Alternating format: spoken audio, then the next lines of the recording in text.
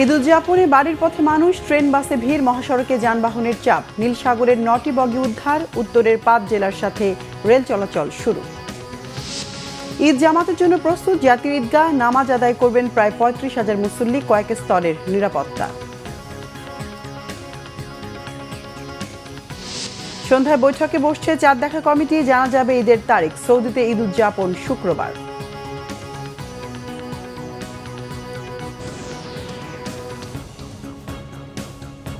দেখছিলেন crown cement সংবাদ শিরোনাম। নারীর টানে বাড়ি ফেরা মানুষের উপচে পড়া ভিড় রাজধানীর কমলাপুর রেলওয়ে স্টেশনে। টিকিট না পাওয়ায় জীবনের ঝুঁকি নিয়ে প্রিয়জনের সাথে ঈদ কাটাতে ট্রেনের ছাদে করে বাড়ি ফিরছেন অনেকেই।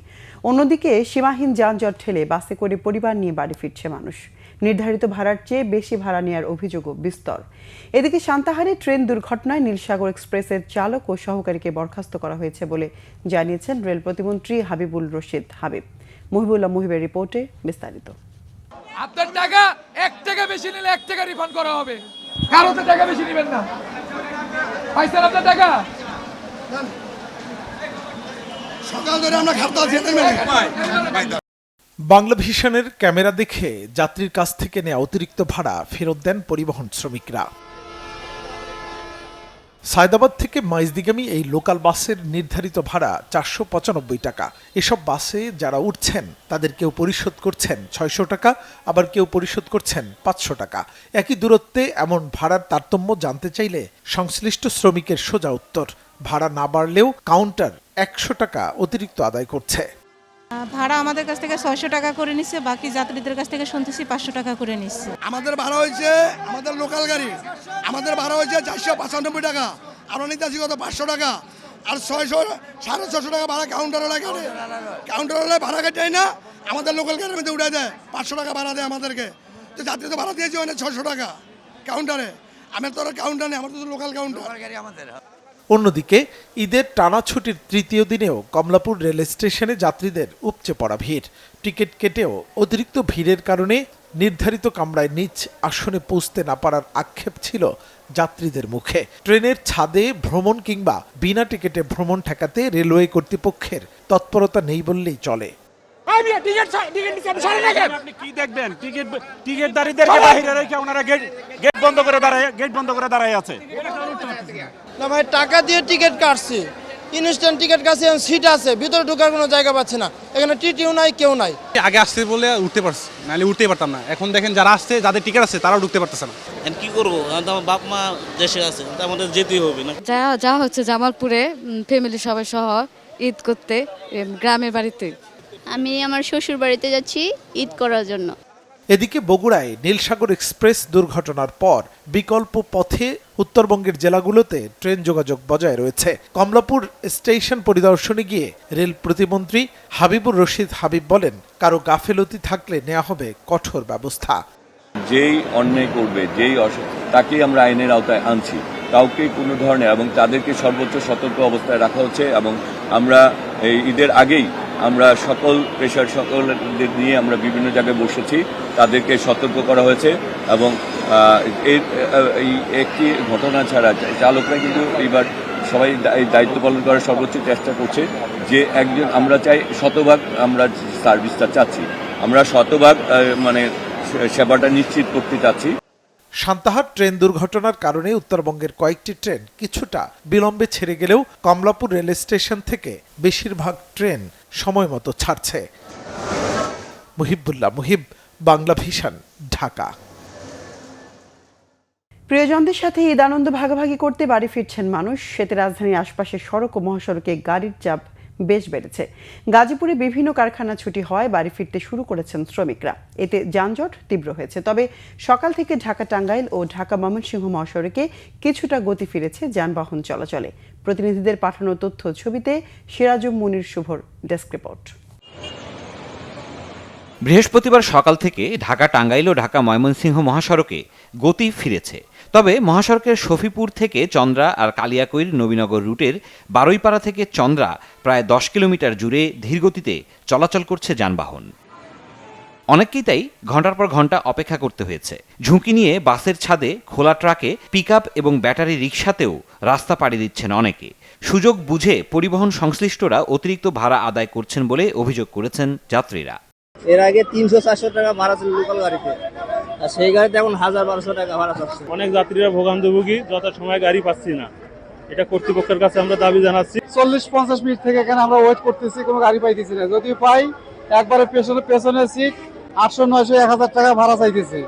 ঢাকা টাঙ্গাইল যমুনা সেতু মহাসড়কেও বেড়েছে যানবাহনের চাপ। এলেঙ্গা সহ কিছু এলাকায় গাড়ি চলছে ধীর গতিতে। ঢাকা সিলেট মহাসড়কের চিত্র কিছুটা ভিন্ন, অনেকটাই ফাঁকা রাস্তা। ঢাকা সিলেট ও কুমিল্লা সিলেট মহাসড়কেও ভোগান্তিহীন ও স্বস্তির যাত্রায় খুশি যাত্রীরা। অভিযোগ নেই পরিবহন সংশ্লিষ্টদেরও। এখন এই রোডে কোনো যানজট নাই, রোড ক্লিয়ার একবারে, গাড়িগুলো সব যাইতেছে আপ ডাউন করতেছে, কোনো সমস্যা নেই, রোড একবারে ক্লিয়ার।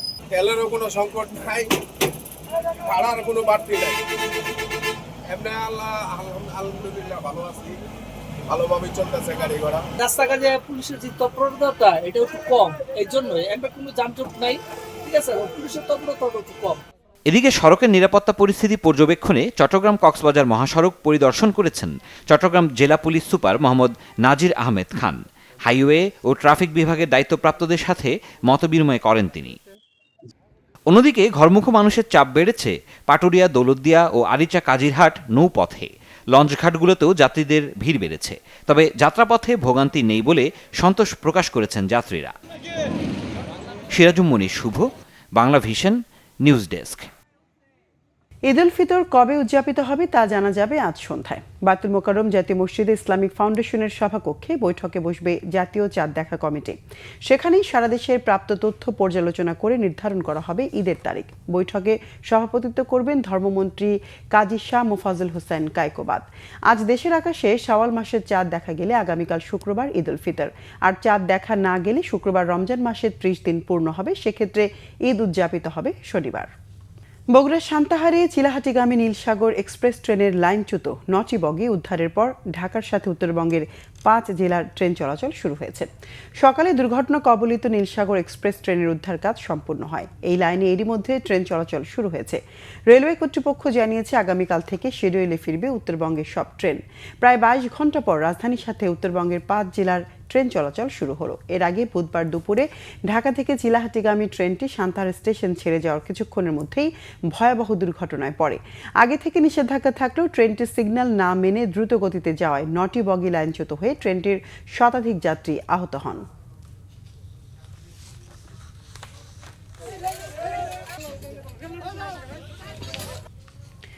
এবার জাতীয় ঈদগাহে একসাথে ঈদের নামাজ আদায় করবেন রাষ্ট্রপতি ও প্রধানমন্ত্রী। স্থানীয় সরকার প্রতিমন্ত্রী জানান, দীর্ঘদিন পর এই ধরনের দৃশ্য দেখতে পারবে দেশবাসী।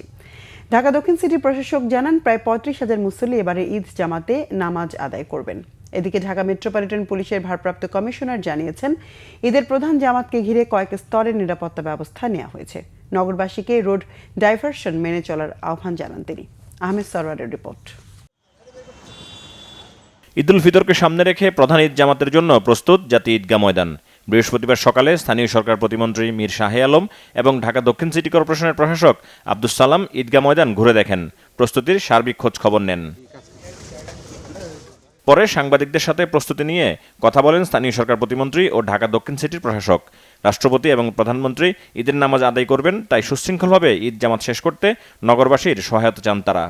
মাননীয় প্রধানমন্ত্রী জনাব তারেক রহমান এই ঈদগাহ ময়দানে ঈদের নামাজ আদায়ের সম্মতি জ্ঞাপন করেছেন এবং দীর্ঘদিন পর জাতি মহামান্য রাষ্ট্রপতির সাথে একজন পুরুষ প্রধানমন্ত্রী হিসাবে এই ঈদে একসঙ্গে দুইজন ভিভিআইপিকে নামাজ পড়ার জন্যে দেখবেন। ঈদের নামাজ অনুষ্ঠিত হবে সকাল 8:30টায়।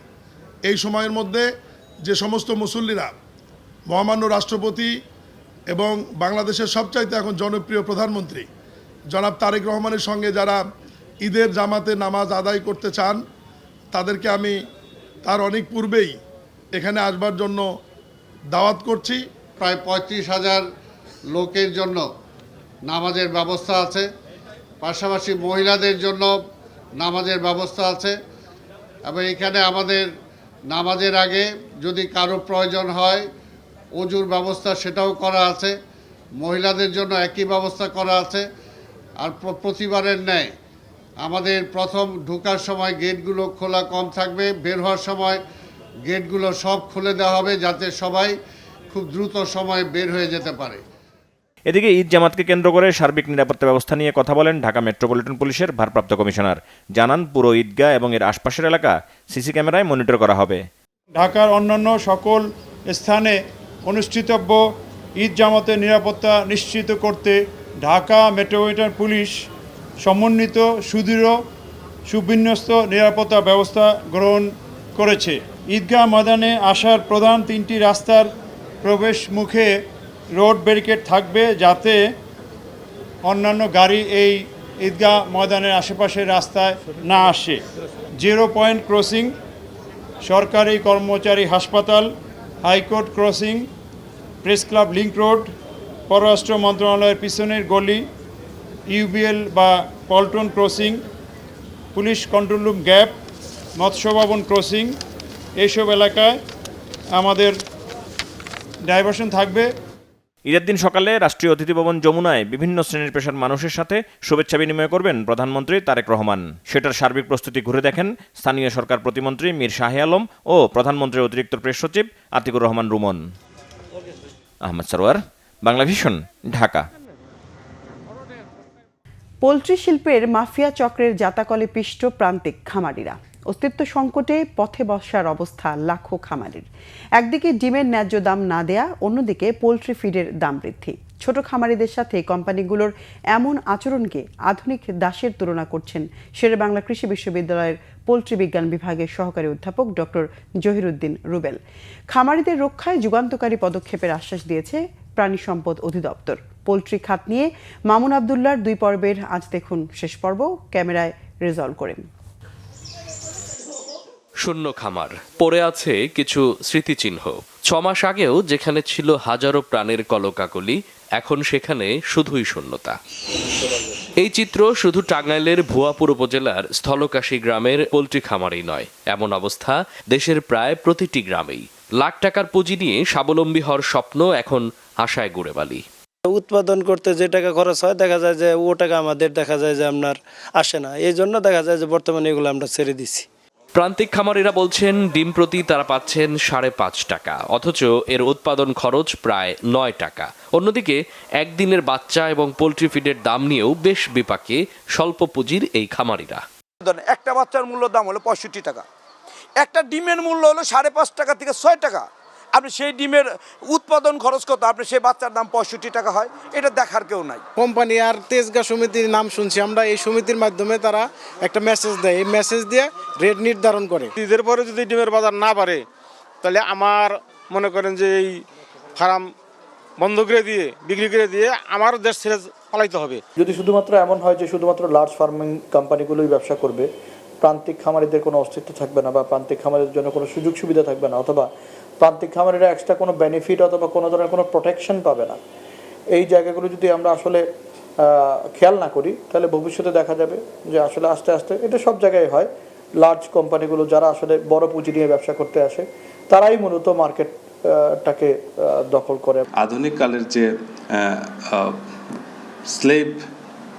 স্লেভারি সেই জিনিসটা ফুটে উঠছে এবং এটা মডার্ন যুগে আমরা এটা যদি কন্টিনিউ করে তাহলে ভবিষ্যতে আমাদের খামারিরা আরও ক্ষুদ্র খামারিদের যে সংখ্যা সেটা কিন্তু কমতে থাকবে। দেশের প্রায় 1 লক্ষ পোলট্রি খামারে প্রত্যক্ষ বা পরোক্ষভাবে কাজ করে 60 লক্ষ মানুষ।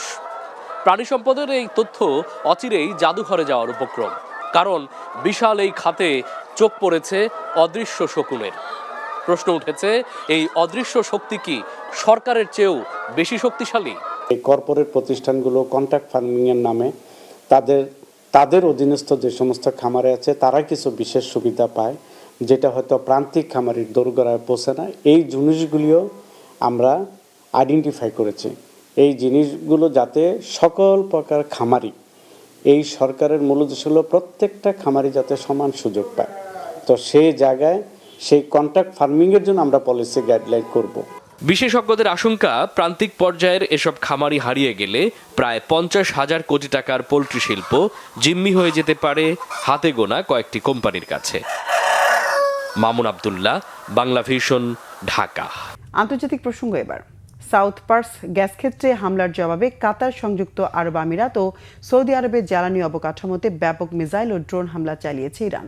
বুধবার শেষ রাতের হামলায় দেশ তিনটির অন্তত 5টি জ্বালানি অবকাঠামো জ্বলছে। হামলার তীব্র নিন্দা জানিয়ে ইরানের সামরিক অভিযানের হুঁশিয়ারি দিয়েছে সৌদি আরব। কাতারের গ্যাস ক্ষেত্রে আবারও হামলা হলে তেহরানের সাউথ পার্স গ্যাস ক্ষেত্র পুরোপুরি উড়িয়ে দেওয়ার হুঁশিয়ারি দিয়েছেন মার্কিন প্রেসিডেন্ট ডোনাল্ড ট্রাম্প। শহীদ আরাফাতের ডেস্ক রিপোর্ট। ইরানের মিসাইল ও ড্রোন হামলায় জ্বলছে কাতার, সৌদি আরব ও সংযুক্ত আরব আমিরাতের জ্বালানি অবকাঠামো। তেহরানের সাউথ পার্স গ্যাস ক্ষেত্রে ইসরায়েলের হামলার জবাবে ওই হামলা চালায় ইরান। হামলার লক্ষ্যবস্তু করা হয় কাতারের সবচেয়ে বড় গ্যাস ক্ষেত্র রাস লাফান। এতে গ্যাস ক্ষেত্রটির ব্যাপক ক্ষতি হয়। আবুধাবিতে সংযুক্ত আরব আমিরাতের হাবশান গ্যাস ক্ষেত্র ও বাব তেল ক্ষেত্র এবং সৌদি আরবের দুটি তেলের ডিপোতে হামলা চালায় ইরান। ইরানের হামলার নিন্দা জানিয়েছে কাতার ও সৌদি আরব। এমনকি ইরানের সামরিক হামলার হুমকি দিয়ে সৌদি আরবের পররাষ্ট্রমন্ত্রী প্রিন্স ফয়সাল বিন ফারহান বলেন, প্রতিবেশী দেশগুলোকে দুর্বল ভাবার সুযোগ নেই, তারাও যুদ্ধ করার সক্ষমতা রাখে।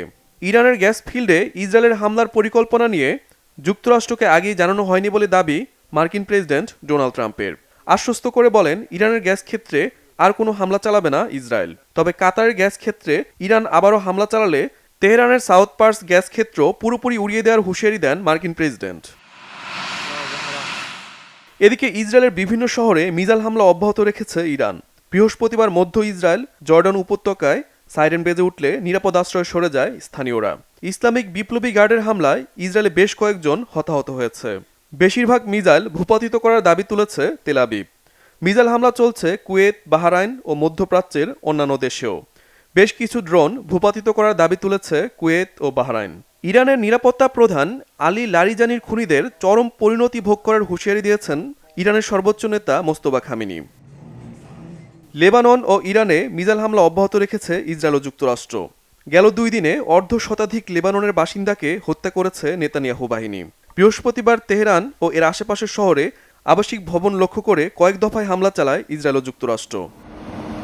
জ্বালানি অবকাঠামোতে ইসরায়েল, যুক্তরাষ্ট্র এবং ইরানের পাল্টাপাল্টি হামলায় আবারও বিশ্ববাজারে বেড়েছে অপরিশোধিত জ্বালানি তেলের দাম। পরিস্থিতি আরও সংকটাপন্ন হওয়ার শঙ্কা বিশ্লেষকদের। Shahid Arafat, Bangla Vision, news desk. Chittagong মহানগরের টেরিবাজারের কেবি অর্কিড প্লাজায় অগ্নিকাণ্ডের ধোঁয়ায় আক্রান্ত হয়ে 2 জন দোকান কর্মচারীর মৃত্যু হয়েছে, আহত হয়েছেন আরও 2 জন। বৃহস্পতিবার সকালে অগ্নিকাণ্ডের ঘটনা ঘটে। মারা যাওয়া ব্যক্তিরা হলেন পাকিজা টেইলার্সের কর্মচারী মোহাম্মদ ইউনুস ও জুতার দোকানের কর্মচারী মোহাম্মদ সুলাইমান। আহত ব্যক্তিরা হলেন পাকিজা টেইলার্সের অপর কর্মচারী মোহাম্মদ মামুন ও উদ্ধারকারী মোহাম্মদ শাওন। ফায়ার সার্ভিস জানায়, বৃহস্পতিবার সকাল 10টায় টেরিবাজারের কেবি অর্কিড প্লাজায় আগুনের সূত্রপাত। খবর পেয়ে ফায়ার সার্ভিসের 4টি ইউনিট 1 ঘন্টার চেষ্টায় আগুন নিয়ন্ত্রণে আনে, কিন্তু এরই মধ্যে আগুনের ধোঁয়ায় আক্রান্ত হন 4 জন। তাদের উদ্ধার করে চট্টগ্রাম মেডিকেলে নেয়ার পর চিকিৎসক দোকান কর্মচারী ইউনুস ও সোলাইমানকে মৃত ঘোষণা করেন।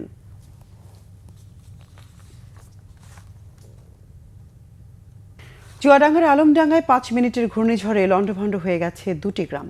এ সময় গাছ চাপা পড়ে নিহত হয়েছেন এক বৃদ্ধ, আহত বেশ কয়েকজন।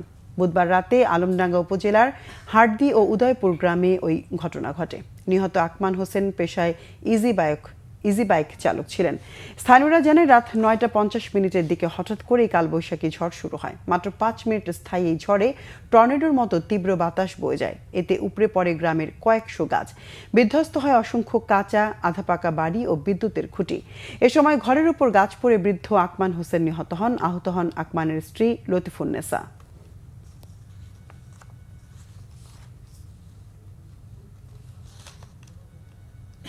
দেশের বিভিন্ন জায়গার আরো কিছু খবর নিয়ে এবার একটি ডেস্ক রিপোর্ট দেখুন।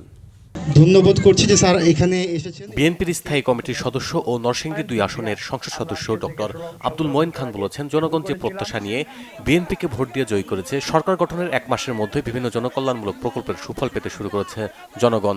সকালে নরসিংদীর পলাশ উপজেলার সান্তানপাড়া আশ্রয়ণ প্রকল্পের প্রধানমন্ত্রী ত্রাণ তহবিলের বিশেষ ঈদ উপহার বিতরণের সময় তিনি এসব কথা বলেন। জাতীয় সংসদের হুইপ অ্যাডভোকেট রুহুল কুদ্দুস তালুকদার দুলু বলেছেন, প্রত্যেকটা পরিবারের মেয়েরা ফ্যামিলি কার্ড পাবে। সকালে নাটোর সদরের একডালায় ঈদ উল ফিতরের উপলক্ষে জাকাতের শাড়ি, লুঙ্গি ও নগদ অর্থ বিতরণকালে এসব কথা বলেন তিনি। বিগত সময়ে দেশে যে সকল কলকারখানাগুলো বন্ধ হয়েছিল ঈদের পর থেকে সেসব কলকারখানা কাজ শুরু করবে সরকার, জানিয়েছেন শ্রম ও কর্মসংস্থান মন্ত্রণালয়ের মন্ত্রী আরিফুল হক চৌধুরী। সিলেট কেন্দ্র শাহী ঈদগাহ পরিদর্শন শেষে তিনি একথা জানান। ঈদে ঘরমুখো মানুষের যাতায়াত নির্বিঘ্ন করতে রাঙ্গামাটি শহরে বিভিন্ন পেট্রোল পাম্প ঝটিকা পরিদর্শন করেছেন পার্বত্য চট্টগ্রাম বিষয়ক মন্ত্রী দীপেন দেওয়ান। সকালে আকস্মিক এই অভিযান চালান মন্ত্রী। 5 টাকায় ঈদের বাজার চালু করা হয়েছে ঠাকুরগাঁওয়ে। দুপুরে সরকারি বালক উচ্চ বিদ্যালয় মাঠে প্রায় 500 দুস্থ পরিবারের জন্য ঈদ বাজার আয়োজন করে একটি স্বেচ্ছাসেবক সংগঠন। অসচ্ছল মানুষের মধ্যে ঈদ সামগ্রী বিতরণ করা হয়েছে বগুড়ায়। বগুড়ার সারিয়াকান্দিতে এই আয়োজনে উপস্থিত ছিলেন চন্দন বাইশা ইউনিয়ন বিএনপির সভাপতি কুদরতি খোদা। প্রধানমন্ত্রীর ত্রাণ তহবিল থেকে বরাদ্দ নগদ অর্থ ও শাড়ি বিতরণ করা হয়েছে নড়াইলে। সকালে সদর উপজেলার কলরা ইউনিয়নে এতে সভাপতিত্ব করেন সদর উপজেলা নির্বাহী কর্মকর্তা TM রাশিন কবির। নীলফামারীতে পৌর বিএনপির আয়োজনে ঈদ সামগ্রী বিতরণ করা হয়েছে। দুপুরে পৌর বিএনপির 4 নম্বর ওয়ার্ডের সাবেক সভাপতি মোহাম্মদ মিলনের সভাপতিত্বে ঈদ সামগ্রী বিতরণ করা হয়। 2.5 শতাধিক দুস্থ ও হতদরিদ্র পরিবারের মাঝে ঈদ সামগ্রী বিতরণ করা হয়েছে সাতক্ষীরার কলরোয়ায়। সকালে লাঙ্গলঝাড়া হাই স্কুল মাঠে এসব ঈদ সামগ্রী বিতরণ করা হয়। ঈদ সামগ্রীর মধ্যে রয়েছে মাংস, ডাল, তেল, চিনি, সেমাই সহ 15 ধরনের খাদ্য সামগ্রী। সাবেক প্রধানমন্ত্রী বেগম খালেদা জিয়ার রুহের মাগফিরাত কামনা করে ঈদ উপহার বিতরণ করা হয়েছে সাভারে। হিন্দু, বৌদ্ধ, খ্রিস্টান কল্যাণ ফ্রন্টের কেন্দ্র কমিটির ধর্ম বিষয়ক সম্পাদক উত্তম ঘোষের পক্ষ থেকে এই উপহার বিতরণ করা হয়। Bangla Vision news desk. দর্শক, এই ছিল এখনকার মতো। পরের সংবাদ সন্ধ্যা 7:30টায় দেখার আমন্ত্রণ রইল। এছাড়া বাংলা ভিশন সংবাদ ও সংবাদ সংশ্লিষ্ট অনুষ্ঠান দেখতে ভিজিট করুন www.bvnews24.com ও facebook.com/banglavishnnews এবং সাবস্ক্রাইব করুন youtube.com/banglavishnnews। এতক্ষণ সঙ্গে থাকায় ধন্যবাদ সবাইকে।